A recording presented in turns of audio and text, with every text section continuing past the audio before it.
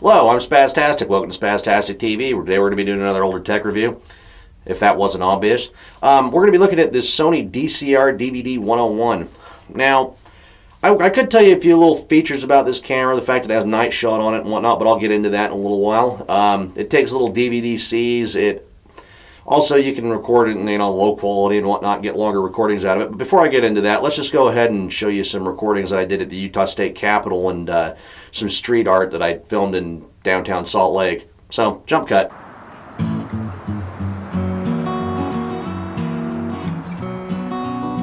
You might be wondering, why am I standing and facing the opposite way of the freaking Utah State Capitol? And why can you hear obscenely loud helicopters if I can get them in view? There you go, there's some Apaches for you. Anyhow, the reason I'm standing over here and showing you down the street is, remember driving over here during when they had the Women's March a couple years ago, or a few years ago, or whatever the fuck they did it. It turned into the women pushing cars up the snow in State Street, which is kind of neat, I guess. Also, I can't enter the front doors, they're closed. I gotta go over there, past loud guy with dog. And also here in Utah, we take salt out of our lake and put it in our food so it don't taste like shit. And also, we put it on our walkways so you don't slip and fall on your ass. Guess I could have filmed myself entering the door, but yeah, the echoing is going to be a thing. So if you don't like that, too bad. And if you can't tell, I'm not on the main floor. I'm on the subfloor. There's some little exhibits over there that I'm going to go ahead and show you. And also, the seal of the state of Utah. I can actually get it in the frame.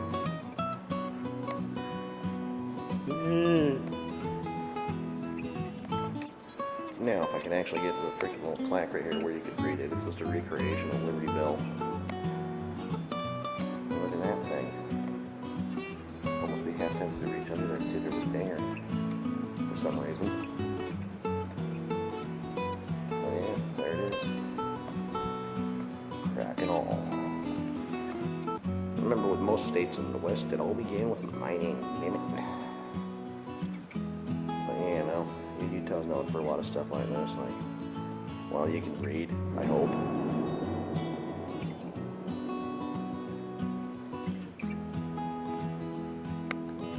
And the only thing that was really annoying about filming in this building is that you can hear anybody fart, like in the 3 floors. You had a building full of treasure, because, Utah's got a lot of bird's eye marble, Utah onyx, freaking copper. Only got the biggest freaking hole, man-made hole in the planet. St. Peter Light. And you got a lot of gypsum mines here, and well, iron, because where you're gonna find a lot of crap, you're gonna find iron. You also have some large silver mines here, at least used to. But yeah, if you didn't know, Utah's a beehive state. If you want to see some stuff for archaeological digs and stuff, you need to come to Utah. I think in the Merle area. Could be wrong on that one. Go ahead and Google it. There are a lot of fossils here.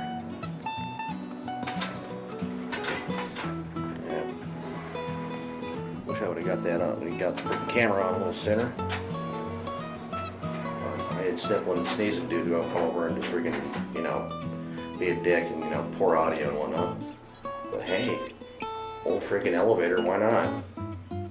And it's ADA compliant, it makes the proper beeps.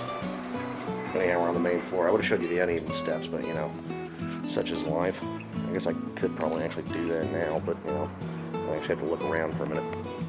Anyhow, we're going in the main room. Looks like a Disney movie in here, or what the hell? I mean, come into here. A little bit of flooring right there lets light go down to the bottom. Holy crap, don't echo right here. What the hell? But yeah, there is one big old dome up there. Kind of a neat chandelier. See all the little bugs and stuff in the bottoms of it. Hell yeah. I wouldn't want to climb up on there in a ladder to clean that out either. These are the uneven historical steps I'm talking about. Some of them in this building are worse than others. But anyhow, I don't know how they're not making any noise, but there's a large group of fucking kids in here and they're being fucking loud, so I'm gonna leave. Also up here at the Utah State Capitol, they're gonna get the freaking the main highway patrol office, cunts. And this kind of neat little fountain thing right here that I'm coming up just to see if you need to pee yet, because I'm that kind of a person. You know, if you can even hear me over the sound of the water, and the fact that nobody's thrown any change into here, because I think all the politicians would have lapped it up in about 20 seconds. Yeah, I guess I can go show you some like graffiti and shit around Salt Lake City instead of this giant building in my poor cinematography. Yep. Figured a good test too would also be testing to see how well a backlight on this would work, and how well it can film in, you know, when you're filming the wrong fucking direction. Pardon my language, I guess. Some people don't like it. Oh my god, I spotted it. There's a sexy SUV over there. Check that out. I think I said I was going to film some street art, so I figured I might as well. You got a guy's pickup truck right there, and whatnot. And obviously I'm at Gallanton's as well. They're like one of the coolest gun shops in Utah, considering they don't just, you know, pander towards douchebags with AR-15s. And they actually sell like shotguns and stuff, and like hunting ammo, you know, like the good stuff. And, you know, here, might as well show off some of the street art, albeit poorly. At the same time, I think there's actually a clothing store right here, if you can even read that. Oh, it's a printing studio. But yeah, no, and you can even get the shoes and stuff here. Because, you know, Salt Lake City is a surprisingly left-leaning city. Yeah, you got like some roses, all sorts of random stuff over here. I think the artist of this is Swanson. Or Swanson.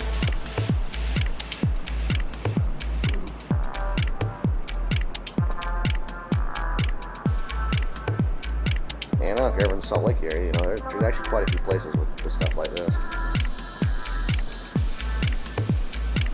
Thanks, sun, for, you know, causing contrast issues. There, if you want to see the top of her head.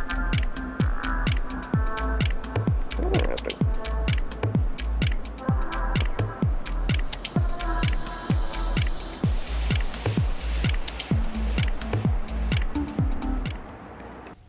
However, I hope you enjoyed the little bit of clips and stuff that I took with this. Now, before I actually switch to having this camera on the tripod, then wrapping the video up with it, then showing you the night shot features of it as well, I do want to say, though, that this camera does have one functional problem, and that I might have to do with the fact that I'm using DVD-Rs and not the RWs.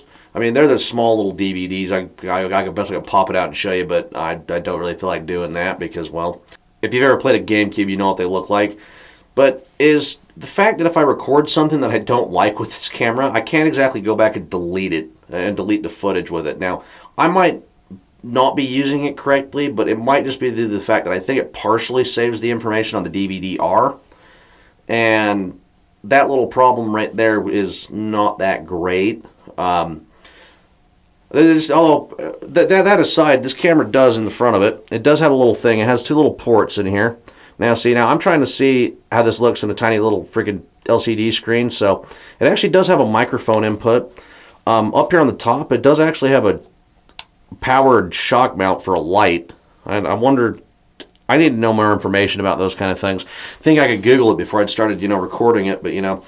And it also has one. It also has a viewfinder that you can slide out. It's adjustable. Don't see why you would need to use that unless you're low on battery. And I'm actually kind of surprised at the camera like this being roughly about 16 years old.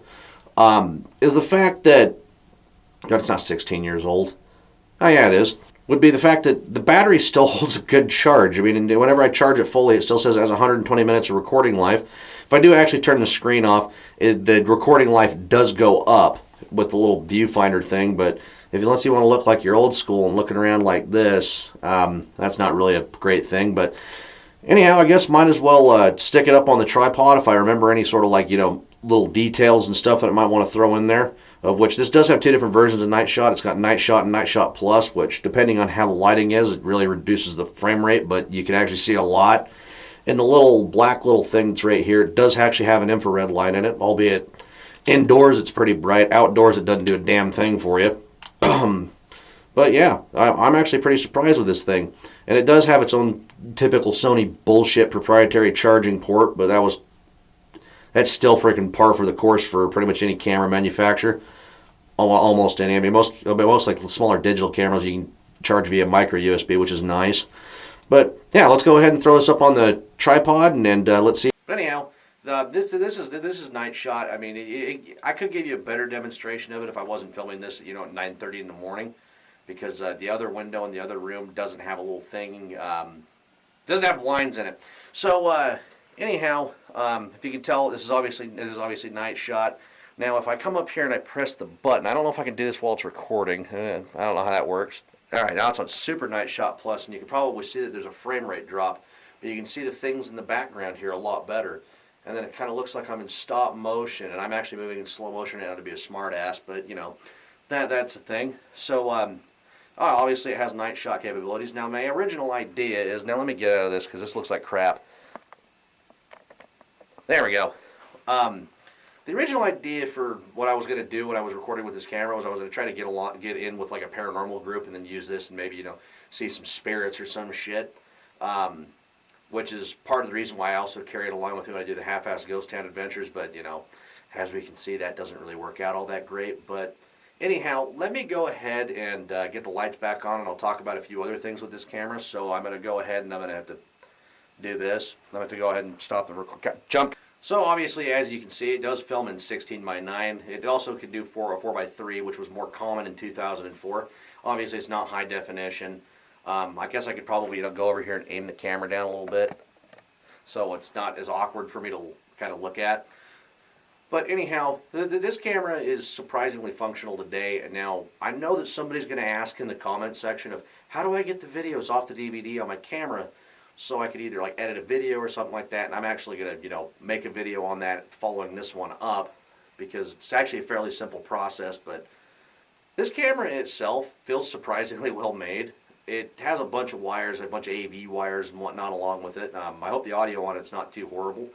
But I hopefully you enjoyed this look in the past on something that I'm glad died out, which was the DVD camera format itself, because it's kind of a pain in the ass to use, but a product of its time, as I like to say. And I shouldn't repeat myself on that one several times, but yeah, this is this camera. I probably missed out some information or some sort of details on it, and go ahead and ask in the comment section. I usually respond to a lot of people in my comment section. So yeah, that's the Sony DVD or DCR-DVD101. So I guess we're gonna go to loud text. And another thing right before I go to the being a smartass is that when you're done with the